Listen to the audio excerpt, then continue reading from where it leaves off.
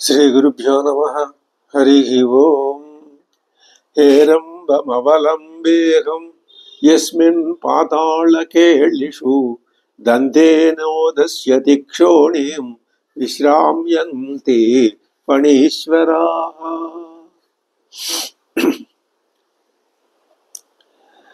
ఆపదామపహర్తారం దాతారం సర్వసంపదాం లోకాభిరామం శ్రీరామం భూయో భూయో నమామ్యహం. ఇందీవరదళశ్యామం ఇందిరానందకందళం వందారు జనమందారం వందేగం యదునందనం. వాగర్ధావివ సంపృక్తౌ వాగర్ధ ప్రతిపత్తయే జగతః పితరౌ వందే పార్వతీ పరమేశ్వరౌ. అసిత కమల భాసా భాసయంతం త్రిలోకీం దశరథ కుల దీపం దైవతాంభోజ భానుం దినకర కుల బాలం దివ్య కోదండ పాణిం కనక ఖచిత రత్నాలంకృతం రామమీడే. సుస్నిగ్ధం నీలకేశం స్ఫుట మధుర ముఖం సుందర భ్రూలలాటం దీర్ఘాక్షం చారునాసాపుటం అమలమణిశ్రేణికాదంత పంక్తిం బింబోష్టం కంబుకంఠం కఠినతర మహోరస్కం ఆజానుబాహుం ముష్టిగ్రాహ్యావలగ్నం పృథుజఘనం ఉదారోరుజంఘాంఘ్రిం ఈళే. పంపాతీరే హనుమత సంగతో వానరేణ. హా ఇది సంతోషం. పంపాతీరంలో వానరేణ వానరుడైనటువంటి హనుమత సంగత హనుమంతుడితో సంగత సమావేశం జరిగింది.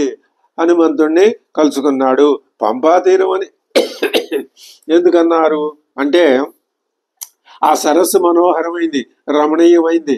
అచ్చట ఆ సరస్సు చుట్టూ ఉన్న పర్వతాలు, ఆ సరస్సులో ఉన్నటువంటి ఆ తామర పువ్వులు, ఈ మొదలైన వాటితో ఆ సరస్సు ఎప్పుడూ ఆహ్లాదకరంగా హృద్యంగా ఉంటుంది. అటువంటి చక్కటి ఆ వాతావరణంలో ఆ స్వామి తర్వాత హనుమంతుల యొక్క సమావేశం అది మంచి ఫలితాలను ఇస్తుంది అనేటటువంటి ఆలోచన. అటువంటి దాన్ని హర్షాన్ని ఆయన సంపాతీరే హనుమత సంగతో వానరేణ హర్షాన్ని పొందాడు. ఇక్కడ విజయ కిణాంకితుడైన పురుషునితో సమాగమం ఎదురుచ్ఛగా లభించింది. ఆ హనుమంతుడు ఆయన హనుమంతం హనువులు కలవాడు. హనువులు అంటే ఆ హనువులు ఎలా ఉన్నాయిట?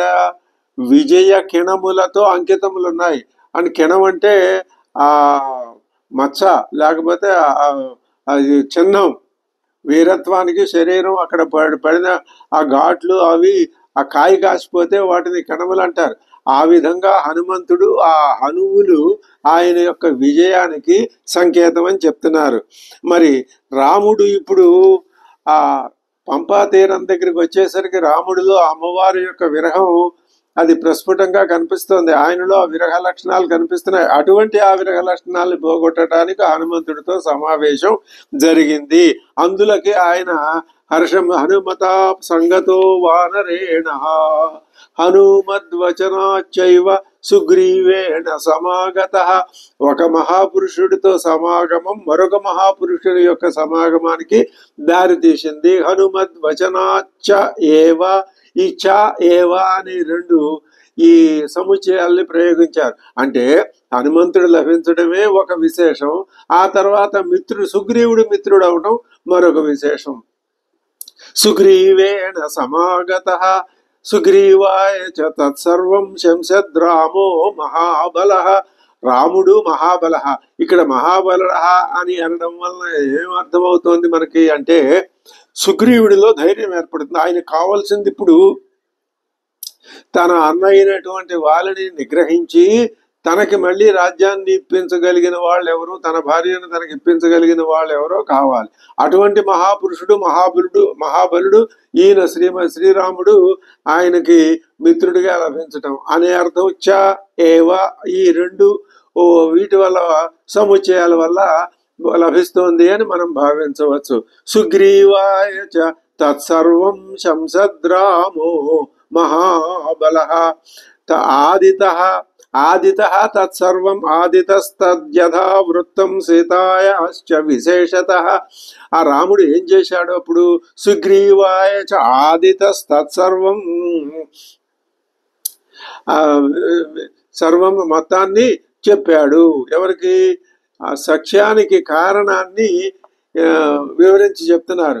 ఎందువల్ల సఖ్యం కుదిరింది అంటే, మొదటి నుంచి తన యొక్క జననం దగ్గర నుంచి ఇంతవరకు జరిగిన సీతాపహరణం వరకు జరిగిన కథని ఆయన సుగ్రీవుడితో ఆదితస్తత్ సర్వం శంసతు చెప్పాడు. ఎవరు? రామో మహాబలః.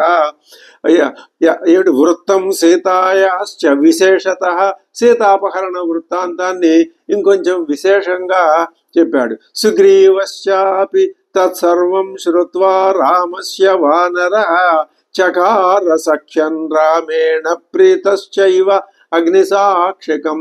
ప్రీతః సుగ్రీవః, ప్రీతుడైనటువంటి సుగ్రీవుడు. ఎందుకని? ఇప్పుడు ఆయనకు ఒక ధైర్యం ఏర్పడింది.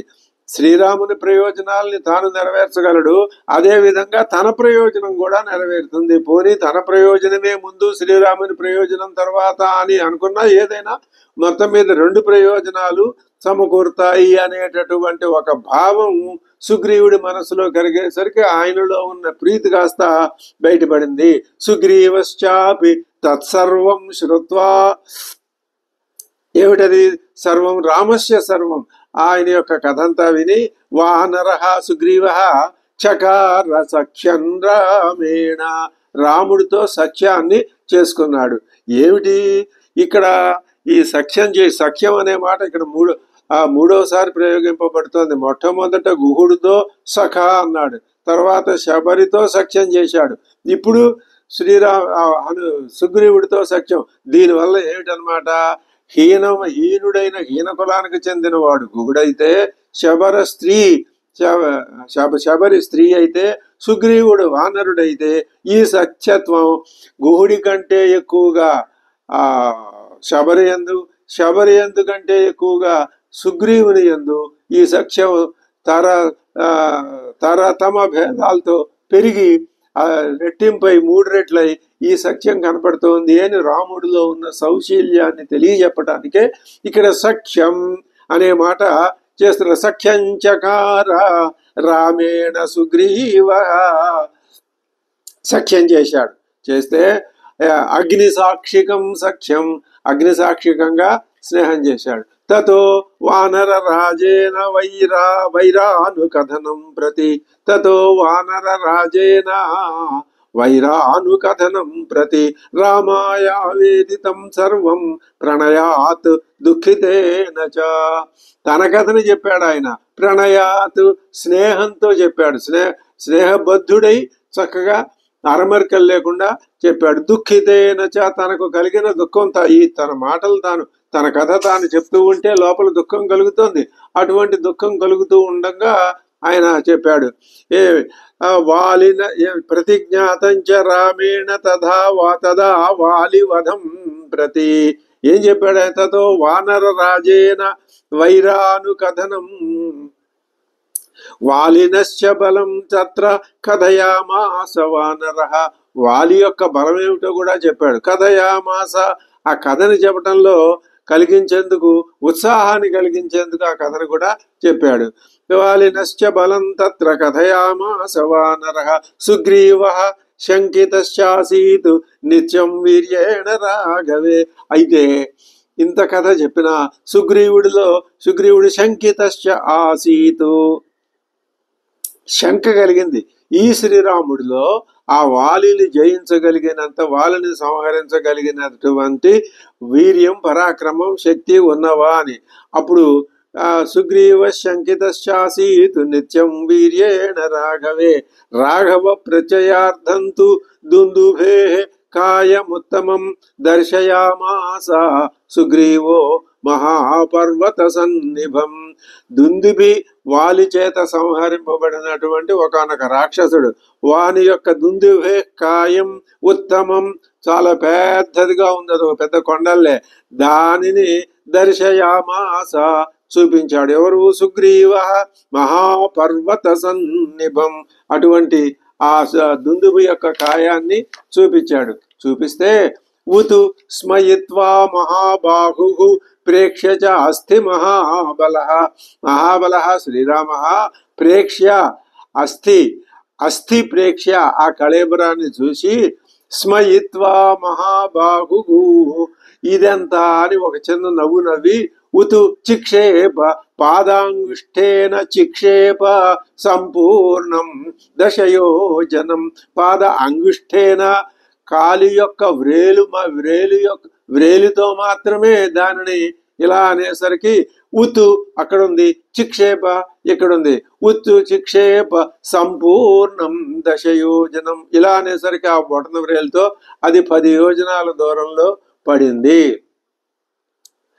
ఇప్పుడు వాలిని ఏది వెళ్ళింది పడింది? ఆ దుందుబు యొక్క కళేబరం. వాలిన పాదేన క్షిప్తం రామేణ తు పాద అంగుష్ఠేన ముక్షిప్యతే. అది ఇక్కడ విశేషం. వాలేమో వాడి పాదం అంతా ఉపయోగించి దాన్ని విసిరాడు. ఈయనేం చేశాడు? ఒక అంగుష్ఠ మాత్రం చేతనే. అయితే అంతేకాదు, వాలి యుద్ధంలో అలసిపోయాడు. ఈ దుందుబి కళేబరాన్ని వాడు ఇలా నిర్లక్ష్యంగా పారేసినప్పుడు, ఎగరగొట్టేసినప్పుడు వాలి యుద్ధంలో బాగా అలసిపోయి ఉన్నాడు. కానీ అది బాగా బరువుగా ఉంది, అప్పుడే చచ్చింది అవటం చేత ఆ శరీరం దాన్ని కళేబరాన్ని ఎగరగొట్టబడింది. నువ్వేమో ఏ రకమైనటువంటి విచారం లేదు, నువ్వు స్వస్థుడుగానే ఉన్నావు. ఇది ఎండిపోయింది. ఇప్పుడు ఈ ఎండిపోయిన కళేబరాన్ని నువ్వు ఇలా ఎగరగొట్టి ఎక్కడో పడేస్తే అంత మాత్రం చేత వాళ్ళని నువ్వు సంహరించగలవు అనేటటువంటి నమ్మకం ఎలా ఉంటుంది అని సుగ్రీవుడి మనసులో కొంచెం అనుమానం కలిగింది. అప్పుడు ఆయన ఏం చేశాడు? వెంటనే బిభేద చ పునఃసాలాన్ సప్తైకేణ మహేషునా. బిభేద చ పునః, మళ్ళీ ఇంకో రెండవ చర్య. సాలాన్ సప్త సాలాన్ 7 సాల వృక్షాలని, అది సాల వృక్షం అంటే సాలం అనే పేరు కలిగినటువంటి ఆ చెట్లని మహేషుణ, ఒక గొప్ప దివ్యమైన శక్తి కలిగినటువంటి బాణంతో బిభేద 7 సాలాల్ని ఆ ఇంకా బిభేద గిరిం రసాతలంచైవ జనయన్ ప్రచయం తదా. ఆ 7 సాలములే కాదు, వాటితో పాటు ఒక గిరిం, ఓ పర్వతం కూడా భేదించి వేశాడు. అది ఆ వృక్షాలన్నీ భేదించబడినాయి. తతః అది అక్కడికి రసాతలం ప్రచైవ, అది అక్కడ ఉన్న స్థానం నుంచి అధపాతాళ లోకంలోకి వెళ్ళిపోయాయి అవన్నీ. తతః ప్రీత మనాస్తేన విశ్వస్త మహాకపి. ఆ మహాకపి ఆయన విశ్వసించి ప్రీత మనాహ సంతోషించినటువంటి మనసుతో కిష్కింధాం రామసహితో జగామచ గుహం తదా. రాముడితో సహా కిష్కింధా నగరంలోకి ప్రవేశించాడు. తతః ప్రీతమనాహ. ఇప్పుడు అంటే శ్రీరాముని యొక్క ఈ అతిమానుషమైనటువంటి చర్యను చూసి సుగ్రీవుడి మనస్సు విశ్వసించింది. నాకు ఏమిటి ఆయన విశ్వాసం? అదే చెప్తున్నాడు. విశ్వస్త, ఏమిటి ఆయన విశ్వాసం అంటే నా రాజ్యం నాకు త్వరలో రాబోతోంది అని ఆయన ఆనందించాడు. తతో గర్జద్ధరి వర సుగ్రీవో హేమపింగళ. హేమపింగళ సుగ్రీవ, స్వర్ణం వలె పింగళ వర్ణంతో మిలమిలా మెరిసిపోతున్నటువంటి ఆ సుగ్రీవ ఏం చేశాడు? తతః అగర్జతు, ఒక్క గర్జన చేశాడు. అందుకే గర్జనానుగుణమైన కంఠం కలవాడు, గ్రీవం కలవాడు కాబట్టి సుగ్రీవుడు. ఆయన ఏం చేశాడు? అగర్జతు సుగ్రీవో హేమ పింగళ తేన నాదేన మహత నిర్జగామ హరీశ్వర. ఈ నాదం ఎప్పుడైతే దశ దిశలా ప్రతిధ్వనించిందో వాలి ఆ నాదం విని మహతా నాదేన నిర్జగామ, అతడు వచ్చాడు. అనుమాన్య తదా తారాం సుగ్రీవేణ సమాగత. అప్పుడు తార వద్దని ఇది అంగదుడు వెళ్ళి చూసి వచ్చి చెప్పాడు, ఆయన శ్రీరాముడుతో కలిసి ఉన్నట, ఆయన అయోధ్య రాజకుమారుడు, నువ్వు ఒకసారి వచ్చి ఓడిపోయి వెళ్ళాడు, మళ్ళీ నువ్వు వెళ్తున్నావు, వెళ్ళొద్దు అంటే ఏం పర్వాలేదు, నేనేం తప్పు చేయలేదు కదా, ఆయన అయోధ్య రాజకుమారుడు అయితేనేమి నేనేం తప్పు చేయలేదు, నన్నెందుకు శిక్షిస్తాడు, ఈ సుగ్రీవుడి సంగతి ఏమిటో నేను తేల్చాలి అని ఆవిడ్ని అనుమాన్య ఆవిడ్ని సంతృప్తి పరచి నిజగా తారాం సుగ్రీవేణ సమాగత, వాలి వచ్చి సుగ్రీవుడితో తలపెట్టాడు. నిజగానచ తత్రైనం శరేణైకేన రాఘవ, శరేణైకేన ఏకేన శరేణ ఒకే ఒక్క బాణంతో నిజగాన ఆ వాలిని సంహరించాడు. తతః సుగ్రీవ వచనాత్ హత్వా వాలిన మాహవే, సుగ్రీవుని యొక్క మాట ప్రకారం వాలిని సంహరించి, ఒక బాణమే ఎందుకండి, 2 బాణాలు వేయచ్చు, లేకపోతే ఒక బాణం చేతనే సంహరించాడని చెప్పడంలో ఏమైనా విశేషం ఉందా? ఉంది.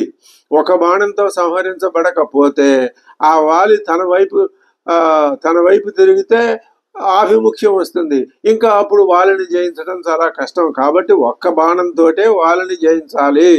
సుగ్రీవమేవ తద్రాజ్యే రాఘవ ప్రత్యపాదయతు, ఆ వాలి వధ అనంతరం సుగ్రీవుణ్ణి ఆయన రాజ్యంలో ప్రత్యసాదయతు స్థాపయామాస, స్థాపించాడు. సచ సర్వాన్ సమానీయ వానర ఋషభ, ఆయన తర్వాత తన కర్తవ్యాన్ని గుర్తు చేసుకొని సర్వాన్ వానరాన్ సమానీయ, ఎక్కడెక్కడో ఉన్న వానరులందరినీ, ఈయన రాజు కాబట్టి, ఈయన వానర ఋషభుడు కాబట్టి వాళ్ళందరినీ సమావేశపరిచి దిశ ప్రస్థాపయామాస దిదృక్షుర్జనకాత్మజాం, జనకాత్మజ ఎక్కడ ఉందో వెళ్ళి వెతికిరండి అనే ఆదేశం ఇచ్చి దిశ ప్రస్థాపయామాస, దిక్కులన్నింటికి పంపించాడు. తతో గృధ్రస్య వచనాత్ సంపాతే హనుమాన్ బలి, అక్కడ గృధ్రస్య వచనాత్ గృధ్రస్య సంపాతే వచనాత్, సంపాతి ఆ జటాయువుకి అన్నగారు ఆ సంపాతి చెప్పాడు.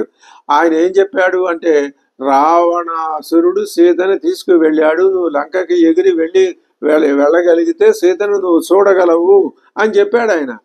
చెప్తే హనుమాన్ బలి బలవంతుడైన మంచి బలిష్ఠుడైనటువంటి హనుమాన్ ఆయన ఏం చేశాడు, శతయోజన విస్తీర్ణం పుప్లువే లవణార్ణవం, 100 యోజనాల విస్తీర్ణం ఉన్నది ఆ ఉన్న లంకలోకి సీత ఉన్నది, వెళ్ళి చూడు అని సంపాతి చెప్పాడు కదా. తత్ర లంకాం సమాసాద్య పురీం రావణ పాలిత అయినటువంటి లంకా నగరానికి చేరుకొని దదర్శ సీతాం జాయంతీం అశోకవనికాంగతాం, అశోకవనం అంటే అది రావణ అంతఃపురానికి అనుబంధంగా పక్కనే ఉన్నటువంటి వనం, అటువంటి అశోకవనంలో గతం ఉన్నది ఆవిడ.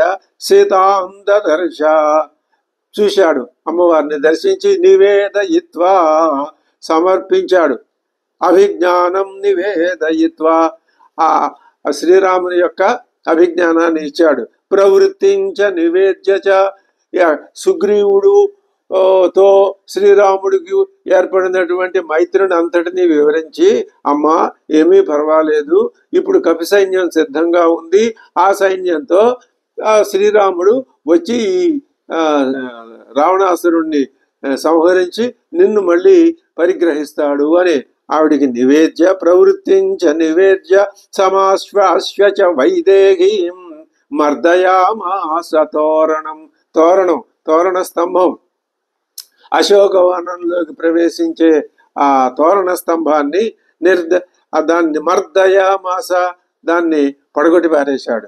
పంచసేన అగ్రగాన్ హత్వా, 5 సేనాధిపతులు జంబుమాలి మొదలైన వాళ్ళని, 7 మంత్రి సుతాన్ మంత్రి కుమారులు 7 శూరం అక్షంచ అక్షకుమారుణ్ణి, నిష్పిష్య పిండి పిప్పి చేసి గ్రహణం సముపాగమతు అస్త్రేణోన్ముక్త గ్రహణం సముపాగమతు బ్రహ్మాస్త్రాన్ని ప్రయోగించాడు ఇంద్రజిత్తు వచ్చి.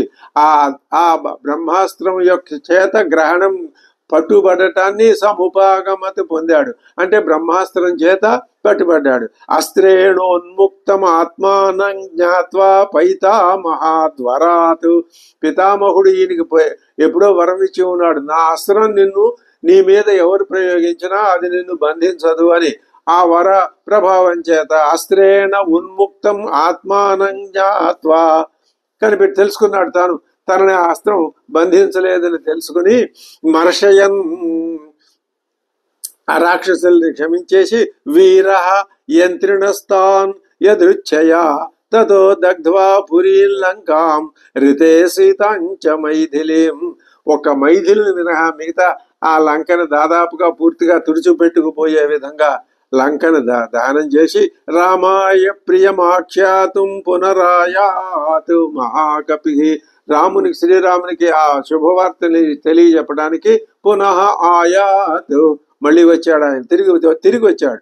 సోభిగమ్య మహాత్మానం కృత్వా రామం ప్రదక్షిణం. రాముడి దగ్గరికి వచ్చి ప్రదక్షిణం చేసి న్యవేదయతు అమేయాత్ముడైనటువంటి ఆ హనుమంతుడు న్యవేదయతు ఒక మాట చెప్పాడు. ఏమని? దృష్టా సీతేతి. దృష్టా సీత అన్నాడు.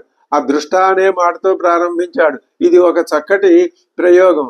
ఆ హనుమంతుడు వచ్చాడు, తిరిగి అక్కడ ఉన్నాడు, అది ఆయన చెప్పబోతున్నాడు. శ్రీరాముని మనస్సులో ఆ ఆవేగం, ఉద్వేగం, ఆ భావ తీవ్రతని ఆయన ఏం చెప్తాడా, సీత కనపడిందా లేదా అనే ఆ సందేహంతో ఉన్నటువంటి శ్రీరాముడికి తాను సరిగ్గా చెప్పకపోతే ఆయన యొక్క విచారం మరింత పెరగవచ్చు, ఆయనకి అసంతృప్తి కలగవచ్చు, సంతోషం కలగకపోవచ్చు. అది తన వలన కలగడం ఎందుకు అని చక్కటి పదప్రయోగం. ఆయన వాక్య విశారదుడు కదా, అందుకని ఏం చేశాడు? దృష్టా సీత అన్నాడు, అంతేగాని సీత దృష్ట అనలేదు. సీత అంటే సీత ఏమైంది అనే ఆ క్షణంలో ఒక ఇది భావం రావచ్చు. అది రాకుండా దృష్ట సీత ఇది తత్వతః తతః సుగ్రీవ సహితో గత్వా తీరం. ఇక్కడి దాకా సుందరకాండ పూర్తయింది. ఇక్కడ నుంచి సుగ్రీవ సహిత శ్రీరాముడు సుగ్రీవాదులందరినీ ఈ వానర సైన్యాన్ని వెంట పెట్టుకుని గత్వా తీరం మహోదధే తీరం, మహోదధి యొక్క సముద్రం యొక్క ఒడ్డుకు వెళ్లి సముద్రం క్షోభయామాశ శరైహి ఆదిత్య సన్నిభైహి. సూర్యుడితో సమానమైనటువంటి చురుకుదనం, ప్రతాపం కలిగిన తన బాణాలతో ఆ సముద్రాన్ని క్షోభయామాస, అది కింద నుంచి పైకి దాన్ని కలిసి వేసేసరికి దర్శయామాస చాత్మానం సముద్ర సరితాంపతి. నదులన్నింటికి పతి అయినటువంటి ఆ సముద్రుడు తన ఆత్మానం దర్శయామాస అంటే ఆయనే వచ్చి అక్కడికి కనపడి సముద్ర వచనాచైవ నళం సేతుమకారయతు. ఆ సముద్రుని యొక్క సూచన మేరకి సైన్యంలో ఉన్నటువంటి వానర ప్రముఖుడైన నలుని పిలిచి నలుడి చేత ఆ సేతుబంధాన్ని అఘారయతు. తేన గత్వా ఆ సేతుబంధనం మీదుగా, సేతువు మీదుగానే దాటి గత్వా పురీం లంకాం హత్వా రావణమాఘవే. ఘోరమైన యుద్ధం జరిగింది. ఆ ఘోర యుద్ధంలో రావణం హత్వా సంహరించి రామ సీతామనుప్రాప్య పరాం వ్రీడాముపాగమతు. సీతని అనుప్రాప్య సీతాం ప్రాప్య వెంటనే ఏమన్నాడు? పరాం వ్రీడాం ఉపాగమతు. ఆయనకు కొంచెం లజ్జ, వ్రీడ, సిగ్గు కలిగింది. తామువాచ తతో రామ పరుషం జన సంసది. ప్రజలందరి మధ్యలో ఆవిడతో కొంచెం పరుషంగా అన్నాడు. ఎందుకని ప్రజలందరి మధ్యలో అంటే ఆమె యొక్క పాతివ్రత్యం ఏమిటో ప్రజలందరికీ తెలియాలి అనేటటువంటి ఉద్దేశంతో. అమృష్యమాణా సా సీత. ఆ రాముడు చేసినటువంటి ఆ ప్రసంగం, ఆ మాటలను విని ఆవిడ సహించలేక సా సీత వివేశ జ్వలనం సతీ. పతివ్రత అయిన సీత జ్వలనం వివేశ అగ్ని ప్రవేశం చేసింది. తతోగ్ని వచనాతు, ఆ అగ్నిదేవుడే స్వయంగా వచ్చాడు. సీతాం జ్ఞాత్వా విగత కల్మషాం, ఈమెలో ఏ దోషం లేదు అని అగ్నిదేవుడు చెప్పాడు. ఆ విధంగా సీతని గురించి అగ్నిదేవుడు చెప్పగా విని బభౌ రామ సంప్రహృష్ట పూజిత సర్వదైవతై, మొత్తం దేవతా గణమంతా కూడా ఆ శ్రీరాముడిని పూజించారు. ఆయన సంప్రహృష్ట బభూవ, చాలా సంతోషించినటువంటి మనస్సు కలవాడు అయినాడు, చాలా సంతోషించాడు. కర్మణా తేన మహత, ఆ కర్మ మహత్కర్మ ఏమిటది? రావణ వధ. ఆ రావణ వధ వల్ల త్రైలోక్యం, ముల్లోకాలు కూడా, సచరాచరం, స్థావర జంగమాలన్నీ కూడా, ముల్లోకాల్లో ఉన్న స్థావర జంగమాలన్నీ కూడా సదేవర్షి గణం, దేవర్షులతో సహా అందరూ తుష్టం రాఘవస్య మహాత్మన, రాఘవస్య కర్మణ తుష్టం, ఈ మొత్తం అందరూ సంతృప్తి పొందారు. అభిషిచ్య చ లంకాయాం రాక్షసేంద్రం విభీషణం, రాక్షసేంద్రుడైనటువంటి విభీషణుణ్ణి లంకలో అభిషిక్తుణ్ణి చేసి కృతకృత్యస్తదా రామో విజ్వర, కృతకృత్యుడైనటువంటి రాముడు కృతకృత్యుడు కావటమే కాదు, విజ్వర, ఆయన మనసులో ఉన్న శంక కాస్త తీరిపోయిందిట, విజ్వరుడయ్యాడు. ఏమిటి ఆయనకి శంక ఏమిటి ఇప్పుడు ఈ పరిస్థితుల్లో అంటే అదేమీ కాదు. భరతుడు వచ్చి రాజ్యాన్ని స్వీకరించమని తనని అడిగినప్పుడు స్వీకరించనని చెప్పాడు. భరతుడు ఏమన్నాడు? నేను రాజ్యాన్ని స్వీకరించను, నేను అక్కడుండి ఈ పాదుకులే పరిపాలిస్తాయి, నేను రాజును కాను అవ్వను అని ఆయన అని చెప్పాడు. అలాగే ఈ విభీషణుడు కూడా నేను రాజును కాను, ఈ రాజ్యాన్ని స్వీకరించను అంటే అప్పుడు శ్రీరామచంద్రుడు ఏం చేయాలి? అది ఉంది అనుమానం లోపల. ఇప్పుడు ఆయన అలా కాదు, రాజ్యాన్ని స్వీకరించేసరికి ఆ శంక కాస్త తీరిపోయి విజ్వర ప్రముమోద, ఆయన చాలా ఆనందించాడు. దేవతాభ్యో వరం ప్రాప్య, అక్కడికి దేవతలందరూ సమావేశమయ్యారు ఈ దృశ్యాన్ని చూడటానికి. వాళ్ళందరూ ఆయనకు వరాలు ఇచ్చారు. సముద్ధాప్య చ వానరాన్, యుద్ధంలో మరణించిన వానరులందరినీ ఆ దేవతలు ఇచ్చిన వర ప్రభావంతో వాళ్ళు లేచారు, పునర్జీవితులైనారు. అయోధ్యాం ప్రస్థితో రామ పుష్పకేణ సుహృద్వృత, ఈ స్నేహితులందరితో వానర సైన్యం అందరితో కలిపి పుష్పక విమానంలో ప్రయాణం చేసుకుంటూ అయోధ్యాం ప్రస్థిత, అయోధ్య నగరానికి బయలుదేరి వెళుతూ భరద్వాజాశ్రమం గత్వా రామ సత్యపరాక్రముడు, ఈ మాట మళ్ళీ మూడోసారి ప్రయోగిస్తున్నారు. సత్యపరాక్రమ, సత్య విషయంలో పరాక్రమం కలిగినటువంటి శ్రీరాముడు, అంతే కదా, ఆ సత్యం కోసం తన పరాక్రమం ఎలా ఉంటుందో, సత్యాన్ని నిలబెట్టడానికి పరాక్రమం ఏ విధంగా ఉంటుందో దాన్ని ఇక్కడ తన చేష్టల చేత ఆయన నిరూపించాడు. కాబట్టి ఇప్పుడు రాముడు సత్య పరాక్రముడు అని అన్వర్ధనామధేయుడయ్యనాడు. ఆయన భరద్వాజస్య ఆశ్రమం గత్వా, అక్కడి నుంచి ఏం చేశాడు? భరతస్య అంతికం రామో హనుమంతం వ్యసర్జయతు, హనుమంతుడు అన్న రెండు రూపాలు ఉన్నాయి, మనకు కనిపిస్తూ ఉంటాయి. వ్యసర్జయతు, హనుమంతుడిని పంపించాడు భరతుడి దగ్గరికి. ఎందుకని? ఆ భరద్వాజుడు ఏమన్నాడు? మీరు ఈ రోజు ఇక్కడ ఉండండి అన్నాడు. మహర్షి మాట కాదంటే ఎలాగా? మరి ఉండిపోతే ఆ రోజుతోటే 14 సంవత్సరాల వనవాసం గడువు పూర్తవుతోంది. మరి ఆ రోజు అక్కడే పూర్తయిపోతే ఈ మాట భరతుడికి తెలియకపోతే అది దానివల్ల చాలా నష్టం జరుగుతుంది. అందుకని వెంటనే హనుమంతుడిని, గమనవేగం గలవాడు కాబట్టి హనుమంతుడిని అక్కడికి పంపించారు.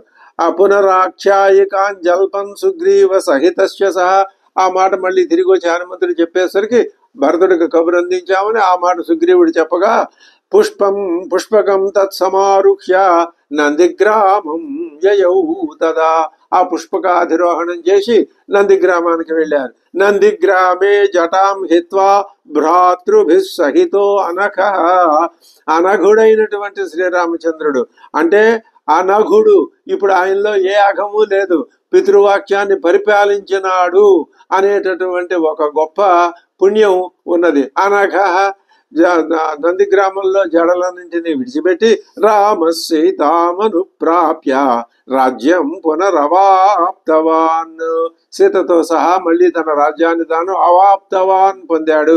ప్రహృష్టో ముదితో లోకం ప్రహృష్టమై ముదితమైంది, సంతోషించింది. తుష్ట పుష్ట సుధార్మిక నిరామయో హ్యరోగస్య దుర్భిక్ష భయవర్జిత సపుత్ర మరణం కించిత్ ద్రక్ష్యంతి పురుషా క్వచిత్. సపుత్ర మరణం, తండ్రి ఉండగానే పుత్రుడు మరణించటం అనే దాన్ని, అది అలాంటి దోషాలేవి లేవు. నార్యశ్చ విధవా నిత్యం భవిష్యంతి పతివ్రత. నారీమణులు పతివ్రతలైన నారీమణులు విధవలు కావడం అనేది లేదు. నచాగ్నిజం భయం కించిన్ అప్సు మజ్జంతి జంతవ. అగ్ని భయం లేదు, ఆ నీటి భయం లేదు, జంతువులు నీళ్ళలో మునిగిపోవడం అనేది లేదు. వాతజం భయం కించిన్నాపి జ్వరకృతం తథా. వాతజమైన వాయువు వల్ల ఏ విధమైన అంటే ఈ ఈ శక్తులన్నీ పంచభూతాలు కూడా తమ తమ పరిధుల్లో ఉండి చక్కగా తమ విధులు నిర్వహిస్తూ ఉంటే రాజ్యం సుభిష్టంగా ఉంది. స్త్రీలు, జంతువులు, పురుషులు అందరూ కూడా హాయిగా సుఖంగా ఉన్నారు. నచాపి క్షుద్భయం తత్ర.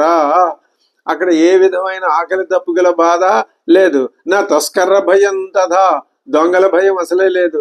నగరాణి చ రాష్ట్రాన్ని ధనధాన్యయుతాని చ. నగరాలు, రాష్ట్రాలు అన్ని కూడా ధనధాన్యాలతో సమృద్ధిగా ఉన్నాయి. నిత్యం ప్రముదిత సర్వే యథాకృత యుగే తథా. అందరూ ప్రమోదితులై సంతృప్తిగా ఉన్నారు. ఇలా ఎప్పుడు ఉండేవాళ్ళు కృతయుగంలో. ఇప్పుడు మళ్ళీ ఆ కృతయుగం తిరిగి వచ్చిందనమాట. అశ్వమేధ శతైరిష్ట్వా. 100 అశ్వమేధాగాలు చేశాడు శ్రీరామచంద్రుడు. తథా బహు సువర్ణకై గవాం కోట్యయుతం దత్వా బ్రహ్మలోకం ప్రయాస్యతి. కోట్యయుతం, అయుత సంఖ్య కలిగినటువంటి ఆవుల సమూహాల్ని బ్రాహ్మణోత్తములకి దానం చేసి, సువర్ణాలు, అనేక సువర్ణాలు దానం చేసి, అసంఖ్యేయం ధనం దత్వా బ్రాహ్మణేభ్యో మహాయశా.